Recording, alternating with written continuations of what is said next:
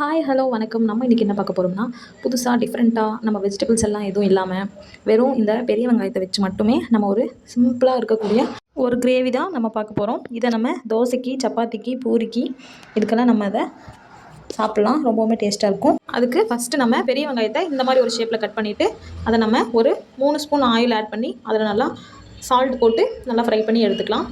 Onion fry பண்ண அதே பேனில் ஆயில் இருந்துச்சுன்னா அதுலேயே நீங்கள் தாளிப்பு ரெடி பண்ணிடலாம்.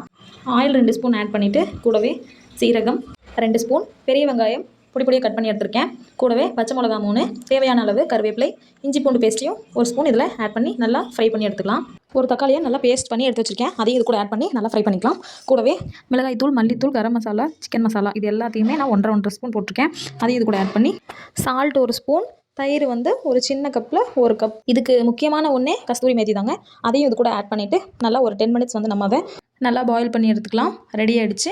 கூடவே ஃபைனல் டச்சுக்கு நம்ம கொத்தமல்லி இலையை தூவி சர்வ் பண்ணிடலாம். நான் இதை பூரிக்கு தொட்டுக்கிறதுக்கு தான் ரெடி பண்ணேன். ரொம்பவுமே டேஸ்ட்டாக இருந்தது. நீங்களும் ஒரு வாட்டி எனக்காக ட்ரை பண்ணி பார்த்துட்டு எப்படி வந்திருந்ததுன்னு எனக்கு கமெண்ட்டில் சொல்லுங்கள். எங்கள் சேனல் உங்களுக்கு பிடிச்சிருந்தா லைக் பண்ணுங்கள், ஷேர் பண்ணுங்கள், சப்ஸ்கிரைப் பண்ணுங்கள். தேங்க்யூ.